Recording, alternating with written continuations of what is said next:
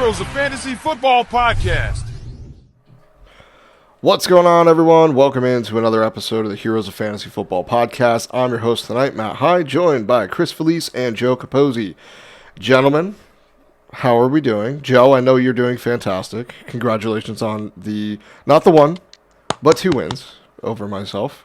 Unless some crazy Monday Night Miracle happens, which would be wonderful. Let me just correct you there, Matt. It's God. not over. It's not over yet. So you might win in Dynasty. I have No one way. in Redraft. I should win in Dynasty. And if for those of you that don't know, me and Matt did an underdog 2-person league, and I'm also winning there. So Oh yeah, you're crushing me in those. I am. It's been so bad. right now the triple champ of this week.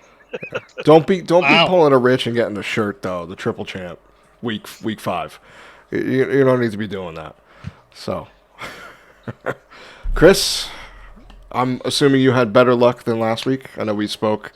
A last lot episode better, was very bad. actually. I lost in exactly 1 league, and that wasn't my Vampire League, funny enough. Nice. I actually won this week in that league. Yeah, I lost in my other Dynasty League. Somehow I won in the Dynasty League that I'm throwing in. I'm still processing that right now. I don't know what happened there. My opponent played a guy who was out. I think that helped me a lot, personally. But yeah, no, I'm having a fantastic time. Literally 9 out of 10 week. So Who did you steal in your Vampire League? Derrick Henry is my target. Yeah. Ooh. Oh, Yeah, yeah. so that's who I'm getting. It was either that or Ayuk. So I took King that. Henry all the way. Yep. All right, we're going to dive right into our waiver show. This is going to be waivers for week 6. So let's get to it.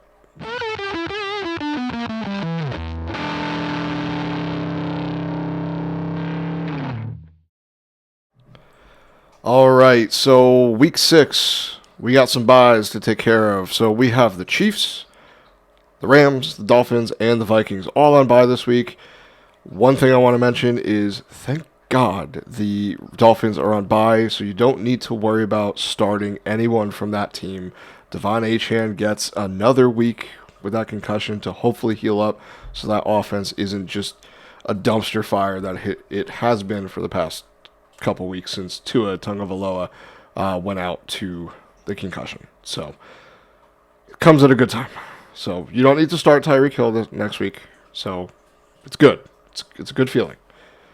All right, let's dive right into our quarterbacks here. We got 3 quarterbacks I want to mention. One, obviously, coming off a huge game. We got Kirk Cousins, 51% rostered, so most likely he is, but he is a streaming quarterback. So just check to see if he's out there. He gets the Carolina Panthers this week, and I don't know if you just watched what Caleb Williams was able to do against that team. It was pretty good. So Carolina Panthers are not a good defense, and they just lost another defensive player as well to injury, so they're going to be even worse if that's even possible.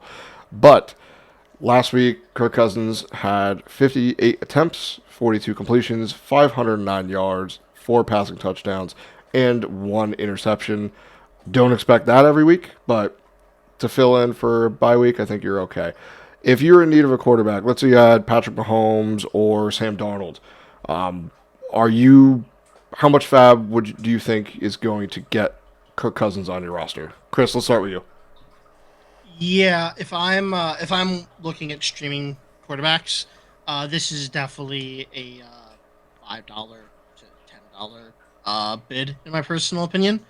I looking at the matchup next week, looking at what he did this week, looking at what other quarterbacks have done to the Panthers throughout the season, this is a no-brainer.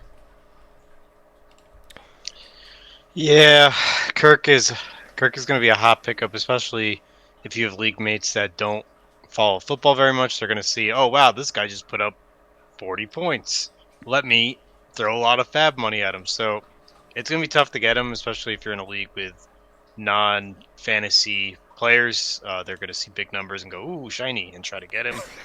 for right reason, though. He balled out last week, so he's definitely worth the pickup. I regret dropping him, but If I may, I would like to actually go through the rest of the Kirk schedule for the foreseeable future until the bye week. Next week, Carolina. The week after that, Seattle. The week after that, Tampa Bay, which we saw how that ended up the first time. Week after that, Dallas, which isn't looking that strong. Week after that, New Orleans is probably the toughest. Last time, 10.9 points.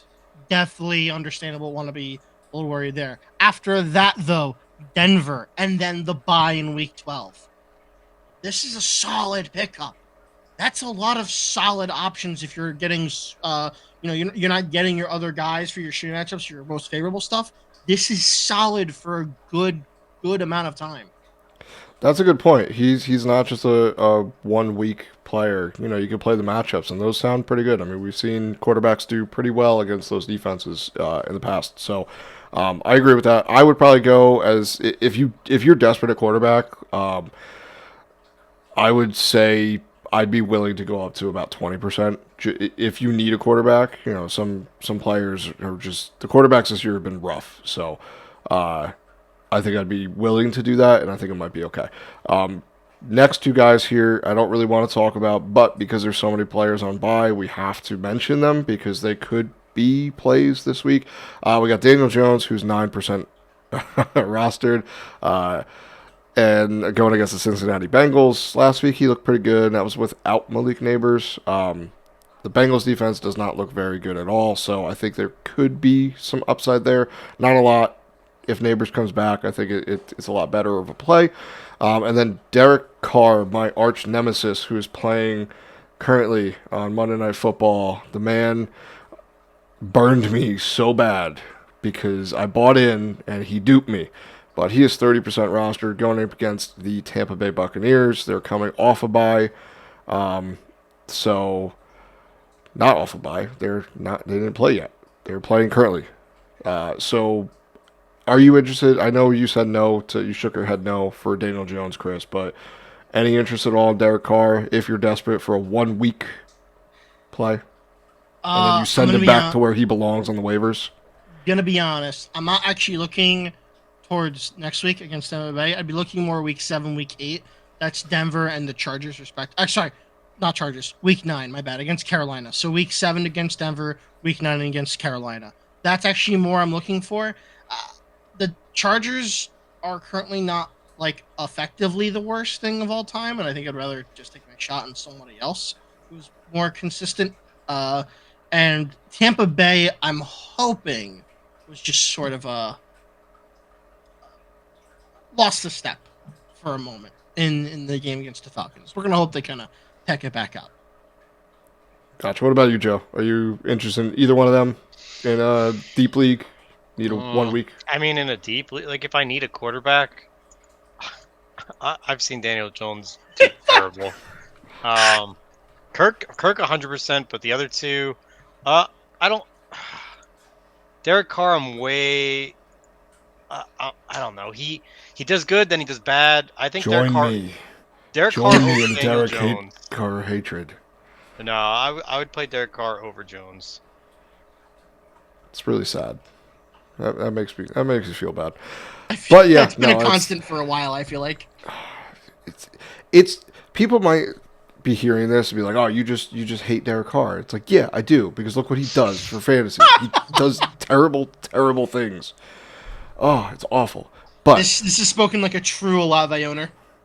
Not just Olave, just anyone. He's the most frustrating quarterback to watch. Checkdowns to Kamara? No, I don't. Kareem Hunt just scored. I know. It's wonderful. Thank you. You already beat me in that league, so we don't need to be going play by play here. But we're gonna go into running backs now. The number one waiver wire pickup for me this week. You guys can let me know if you agree. Is definitely going to be Tank Bigsby. 23% rostered, which is crazy to me. Going against the Chicago Bears was last week, and he balled out. We're going to Bears this week.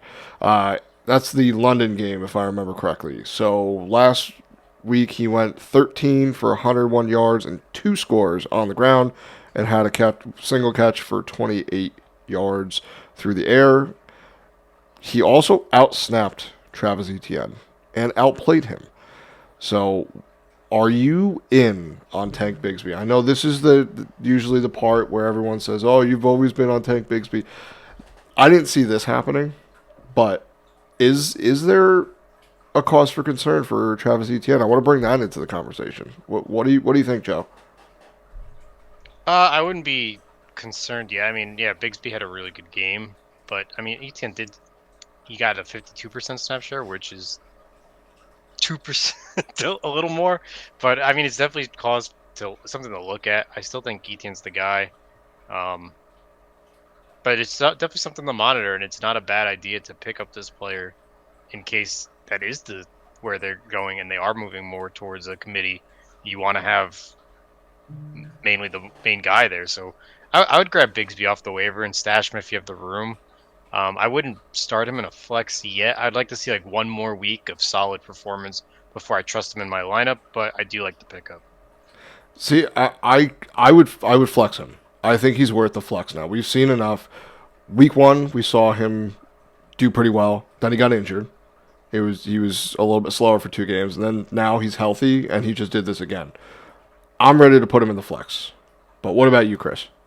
Yeah, so I'm actually reading a report on this right now. I'm going a couple ways, but both of which, by the way, are leaning towards me picking up Tanks Bigby, and I think putting him in the flex, but not because I'm doubting Travis Etienne. So I'm reading here that he had a bit of a shoulder issue during the game, and that actually limited his how much he got the ball. I'm actually seeing right here, Doug Peterson did say that. Is that Etienne? Yes, yeah. Travis Etienne was limited getting the ball. They did it on purpose to try and make it so that way, he can nurse the injury, not make it as bad as, not make it any worse than it already is. Which definitely led to Tank Bigby kind of going off. I heard a lot of chatter about Travis Etienne being a possible trade candidate, considering the bad start of the Jaguars. Travis Etienne is only 3 years into the league. This is his 4th year. Definitely kind of like looking at this sort of, okay, at some point you're going to have to get that contract structure going, or you can just use Tanks Bigsby for what he's got and kind of maybe rebuild a little more where you need to by getting draft capital or some other supplementary players, wherever the case may be. I think picking up Tank Bigsby is a very safe play. Monitor this issue, right? Monitor this shoulder injury. If there is any, if he stays questionable up until he plays the game on that Sunday, you should probably start Tank Bigsby in your lineup at flex. I would say I feel pretty confident about that. Yeah, I've seen enough. I'm ready to do it. I'll jump in. Next guy here we got is Tyler Algier. Backup running back, or maybe not the backup. It's really frustrating for Bijan owners, but on the Falcons, 26% roster, going up against the Carolina Panthers this week. 6 for 13 on the ground, 3 for 13 through the air on 3 targets. Nothing great.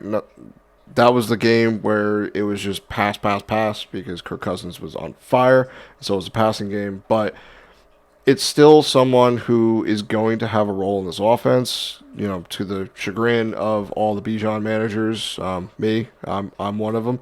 It's not fun. We thought Arthur Smith was done, but apparently the new coaching staff likes the way he was doing things. So not a lot of fun here, but are you willing to take a shot? I mean, do you think he's flex worthy? He's most likely not, but in a deep league, if you're in like a 14-team league, he could have some flex appeal just because of the offenses he's in and the role that he plays.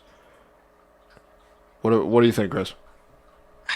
No, I think there's some guys that we're going to talk about a little later that I'd rather flex in personally. So I don't mind the pickup and stash, but I will not be starting Tyler Algier in any league, even in a 14-man league. Joe? Yeah, I'm not starting him yet either, but I mean, he did see a lot of rushing, which is encouraging. And if he's a handcuff to Bijan, if Bijan goes down, he's gonna be the guy. So, not a bad pickup. Yeah, I think he's capable. So should Bijan go down, I think he would be able to fill in to be a every week start for fantasy. It's just it's starting to eat into the touches for Bijan, and it's very, very frustrating Let me tell you. So the next couple You okay guys there, here. buddy? What's that? I said, you okay there? No, but it's okay. We can move on. Next couple guys here we're going to talk. We're going to group them together. We got Trey Sermon. Most likely he's rostered because Jonathan Taylor was out last week. There is a potential that he does miss another week, in which case check the waiver, see if Trey Sermon is there because he will fill in pretty nicely. Had a decent game last week. Also, Braylon Allen. This is the time, again, to look at handcuffs because some of these guys, if the starter goes down ahead of them, they will be the number one waiver wire pickup on the week where people will blow their fab and their waiver priority to get them on their roster. So try to stay ahead of the game. Get them now so that way you don't have to worry about and fight everyone in the league next week. So this is the time. Braylon Allen and Justice Hill. So Braylon Allen is the backup on the Jets to Breece Hall. Or you could say he's the starter with how things have been going in the Jets. And Justice Hill, should Derrick Henry go down, immediately becomes a monster play every week, the way that Ravens offense utilizes the running back. But they're going up against the Bills and the Commanders between Allen and Justice Hill. You guys agree with those? So they get them early, beat the waiver wire type players? Joe, go ahead. Yeah, if you have the room for these guys, I mean, even before they are backups to starting running backs, but even some of the, like Justice Hill and Braylon Allen, they're both getting involved already. We don't know when they're getting some action. They're not start worthy in my opinion yet, but if any of those guys go down, like Matt said, they're going to be instant. It's going to be paying an arm and a leg on the waiver wire to try to get these guys. So if you have the room to put them on now, do it. And if God forbid something happens, you will be happy you did. And you could trade them away to the owner who has the player for whatever you need to fill a hole in your roster. These are the kind of plays that will win you a fantasy league. If you have one of these guys sitting there, just collecting dust for a bit, and all of a sudden, boom, there you go. You got a shiny gold toy that you get to trade away to the highest bidder. So what about you, Chris? I'm actually Trey Sermon's if JT's out, you pick him up. You probably start him at flex or RB2 if you have to, right? I mean, yeah. Braylon Allen is a little bit more of a whatever for me. Justice Hill is the funny one, I think. Okay, I'm looking at some stats here. So rushing aside, whatever. That's actually not what matters for Justice Hill. Okay, week 1, 8 targets, 6 receptions. Week 4, 6 targets, 6 receptions, and a touchdown. That's kind of weird. Also, I want to point out that week 1 was against KC and week 4 was against Buffalo. I would argue those are the best 2 defenses that they went up against.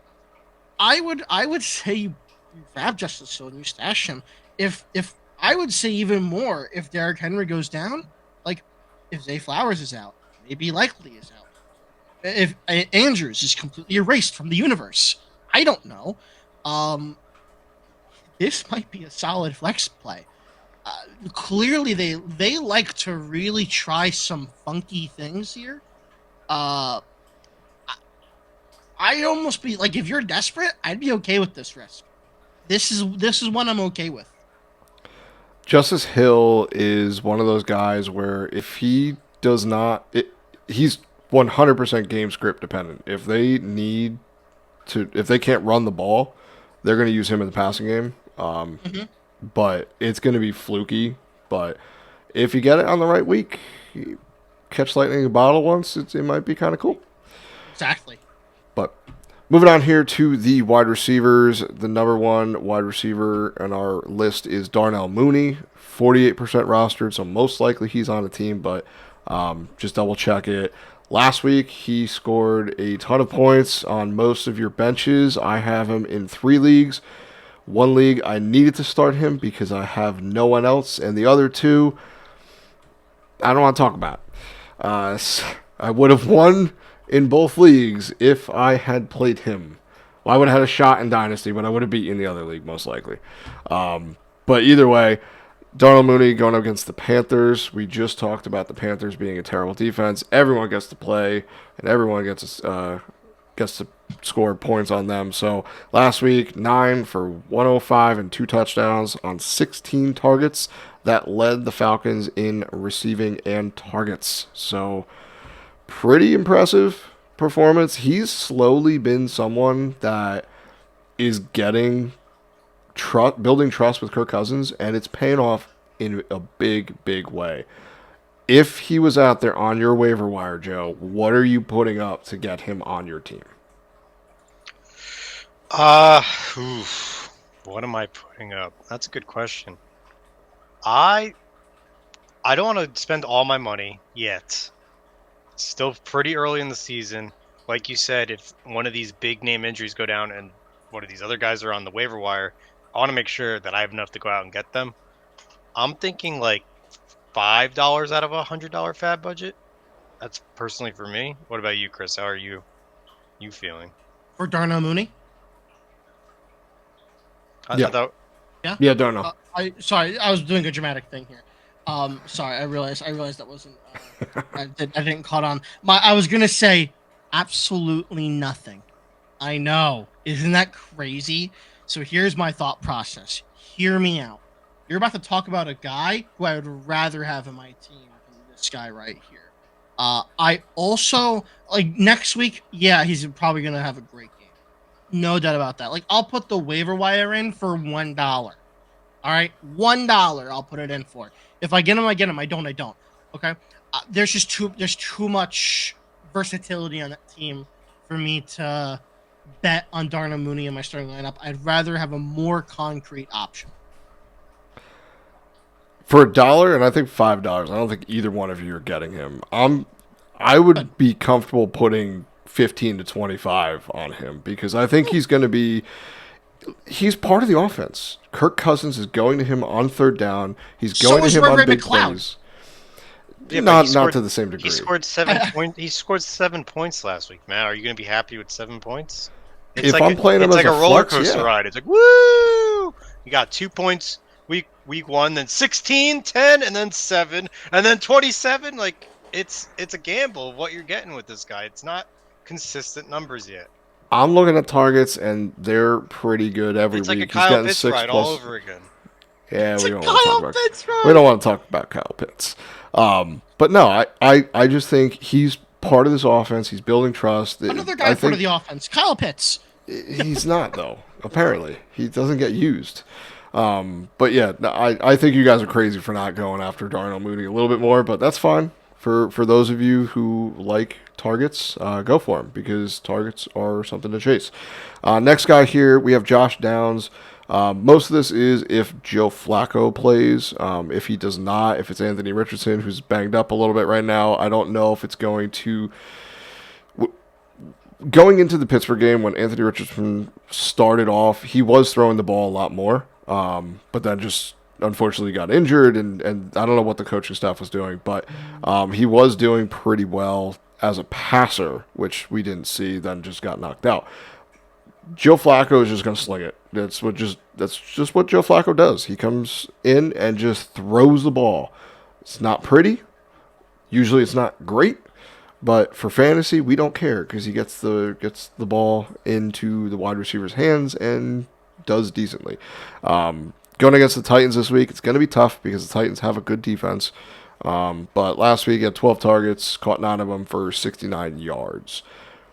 Any interest in Josh Downs if Flacco is still the starter next week? Yes, I have a lot of interest. I believe, and I'm fact checking myself as we speak. Yes, Josh Downs had the most targets on the Colts last week. He was his favorite receiver. That's very promising for me. Looking back at Joe Flacco, week 4 when he got into the game, 16.7 points. It's a serviceable week, and then the week after against Jacksonville, 30.15. This next week will be the real test for him to see like where he actually stands. Now that he's a little more acclimated, he has the playbook probably more down than he did before. Going against a halfway decent defense, But I have weird faith in Josh Downs as long as Joe Flacco is playing. I am definitely picking him up. I got 11 to like probably $16 a fab on Josh Downs because truthfully, and you're gonna hate this, you're not gonna like this. Uh, I I think if Anthony Richardson comes back in, he might only be in for a week or two if he doesn't perform nearly as well, and then he'll get benched. I truthfully think that. I don't think I they're benching their number 4 overall pick for Joe Bryce Young. Flacco. They're not going. They're not Bryce going to Young, go Andy for Dalton. it. Bryce Young, Andy Dalton. It's really just like I'm not. Listen, I am not saying that he's not the future. I'm not saying this, if the other thing. There is a disconnect. The Anthony Richardson that you saw last year before he got injured, that had these star-studded, supreme scores, is not the same guy right now. There is something that needs to be worked on. Okay, they need to work through that. I am not going to write him off yet. I am just stating that the Colts will like that. Like that's what I would do. That's what the Panthers did, and it's working out okay for them. You know, like it's happening already. I listen. The I difference know you hate is that no, the difference is Bryce Young played a lot in college. Anthony Richardson did not. You're not going to Why fix was he hurt? him. No, he just didn't get on the field. You're not going to fix a quarterback that has less reps by giving them less reps. You're going to start them. Even if it's a bad play, they're not going to win the games this year, most likely, because I mean the team is not doing so well. You're going to give him as many reps as you can, a lot of game time experience, as long as he can hold up, and you're going to sit and have Flacco coach him. You're not going to sit there and be like, "Oh, thank you for your 12 career games. You know what you need? You need to sit the bench and watch again." That's not how it's going to go. That's not how NFL works.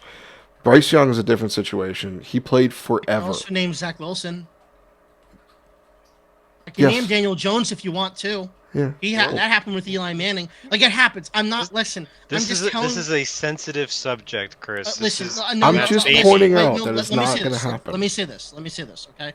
I understand. I get the whole discourse, the memes, whatever. I'm being legitimate right now. Okay. I'm being absolutely legitimate. That is, competitively speaking, sometimes sitting, observing. I mean, listen. Look at Baker Mayfield. Look at Geno Smith. These guys got benched, sat behind someone, watched them a couple times, and became gods later down the line. We're watching them now starting on rosters that look competitive, that can go to the playoffs. Okay? It does work. It does work. It sucks. It is the worst, and I know that. I'm not saying he's going to need that much time, the same as both. I'm not saying that at all. I'm just saying that formality might come to pass. And I think it's something you kind of have to juggle when you're dealing with these Colts wide receivers specifically. I'm not saying it will. I'm just saying like that. That's kind of how I'm feeling right now. You are totally okay with disagreeing with me. That's how I'm placing my line there. I hope he comes back and he slugs it and he's hitting for 500 yards in a game like Kirk Cousins. I do. I actually want He's not doing that. I guarantee you that. There's no way that he's going to do that. That's where I'm. I know, but that's all I'm going to say. We can move on. I'm done. Okay. I won't say anything. It's fine. Y'all just crazy. So next guy here is Alan Lazard, 36% rostered, going against the Buffalo Bills this week. Last week went 4 for 34 and a touchdown on 10 targets. He just seems to score touchdowns. They're not pretty.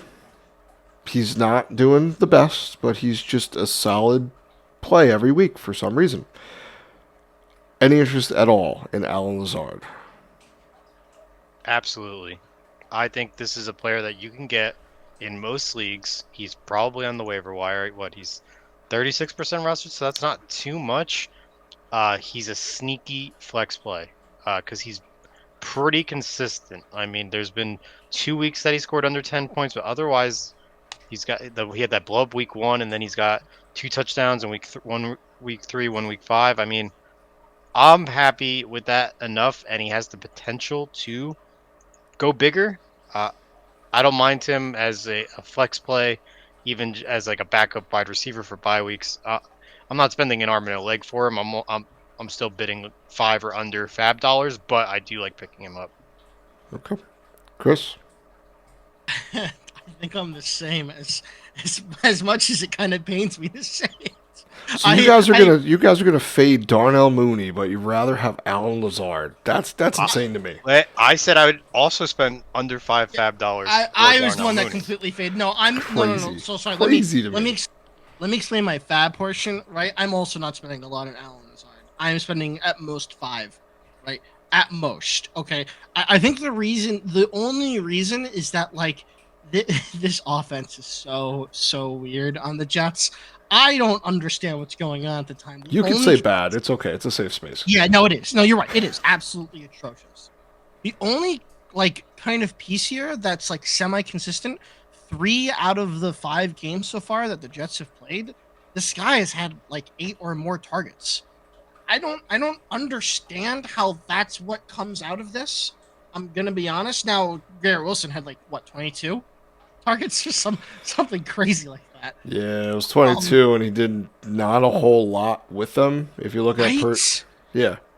Can you imagine? He had that fantastic week, and you know in the back of your head, man, that could have easily been like 10 points better.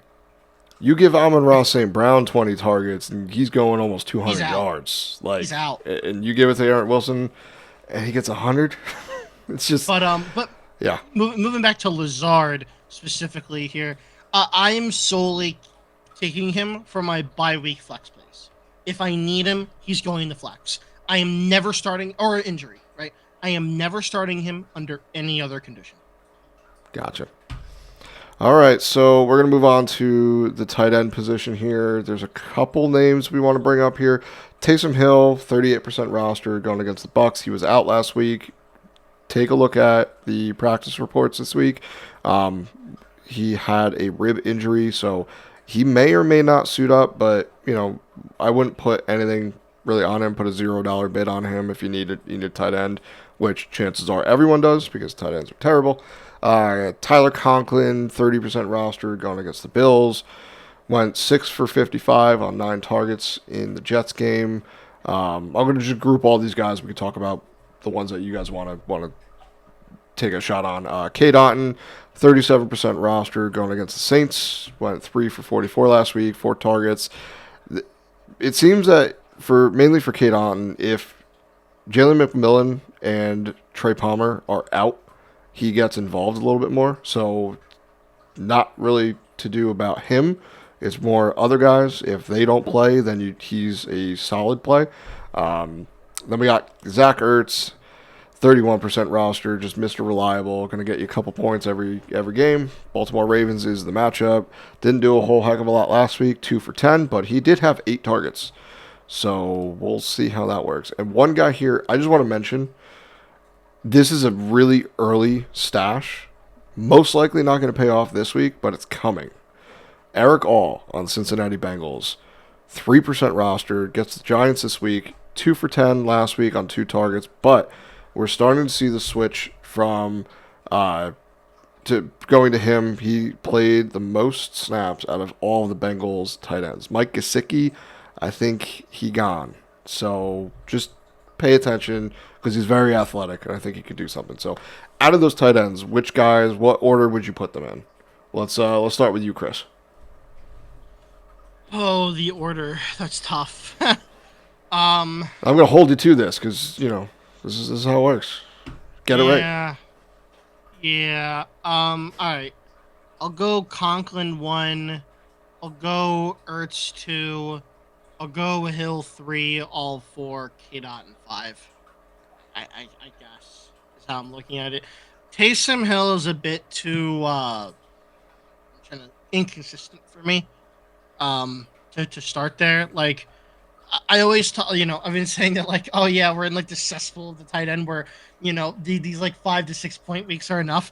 I don't want the 14-point game one week and then the 1-point game the next week. I don't want that at all. So that's why he's so low on my list.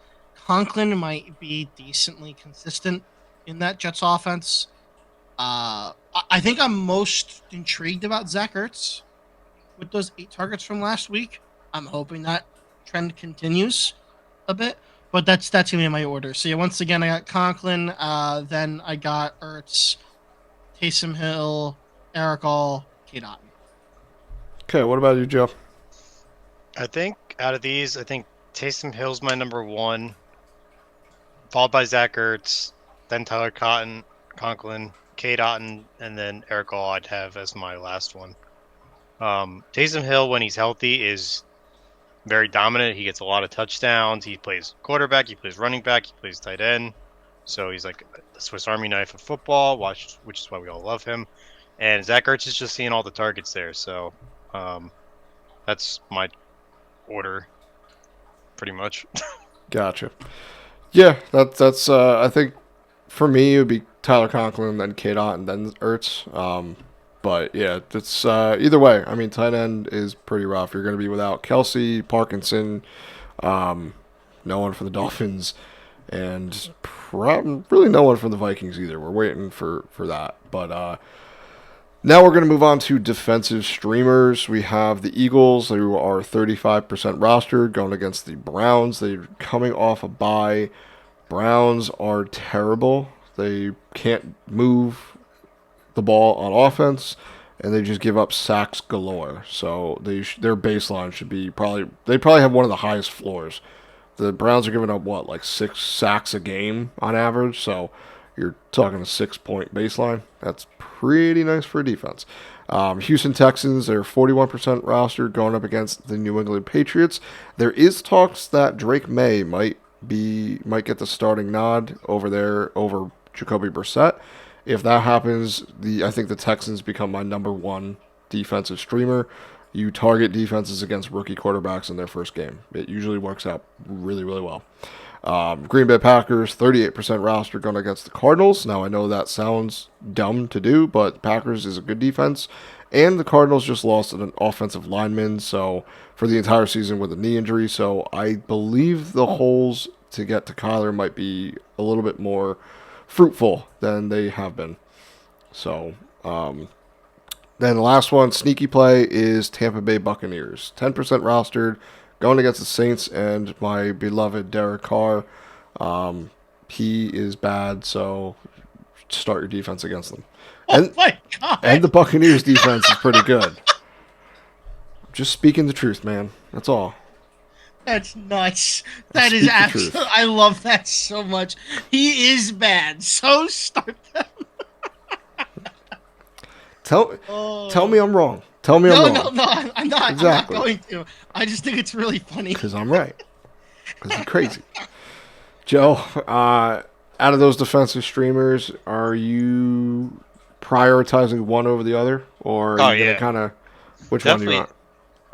It's close. It's close for me between the Eagles and Texans. I think I'm going to go Eagles just because it's a really good defense and against the Browns that have been very, very terrible. And followed by the Texans against the Patriots. I heard the locker room's kind of in shambles there. I mean, they're losing a bunch of games, so I like having the Texans. The other two, I know Green Bay's defense has been really good, but I wouldn't go against Kyler. Has like hit or miss weeks where he'll just blow up or it will be nothing, so I wouldn't take the chance there. And as soon as you pick the Buccaneers, Derek Carr is going to get a call and say, "Hey, Matt Hyde doesn't believe in you," and he's going to go off. So I'd steer clear there. But that is true. That is very true. Because I think that kind of happened Rashid one time. Scoring 50 points in one game. Yeah, no, I have to be honest. My choice is definitely between this Eagles or Texans defense here. They're very, very, very tantalizing. It's either one of the two. I'm honestly okay with either. I think both are equally as good. For the sake of being different, I'll choose the Texans because Joe chose the Eagles. But truthfully, either way, I'm good. Yeah, I mean, if you're trying to save a little bit of fab, the Texans might be the play because I'm sure the Eagles are going to go for a little bit more than the Texans because, let's face it, we've all watched the Browns play football, if that's what you would call it. So I think people might be a little bit more like, oh, I'm going to go for the Eagles because that's what they're going for. But the Texans, they also have a very good defense. So, but yeah, that's all of our waiver pickups for Week 6. Hopefully you guys win your matchups, and hopefully Chris Olave starts doing things for me on this matchup. You just got a Butker field goal. You're fine. Oh, yeah, great for my 3 points. Did- I need 39 points between Butker How many and points does Olave. Olave have right now? Can I get a score check? 0.9. Yeah, he has one catch for 4 yards. That's a cool .9. That's So the Derek Carr effect. Listen, I want him to do a little well because Alexa has him, and I want her to beat. I think she's playing Richie in the league, so I'd like her to beat Richie, but I don't want him to do too well where I lose. I want a nice medium. Okay. Olave, come out in the second half and just rip like 2 90-yard touchdowns and just. No, not that much. Let's do it. You How got about it. like 15 points? 15 points is good. Okay, as long as Butker can get the other 30 No. points that I need. No, his like. All his right. like While we have these two bickering, that's All right, everyone. So long. Good luck. Have fun. We'll see you on the next episode.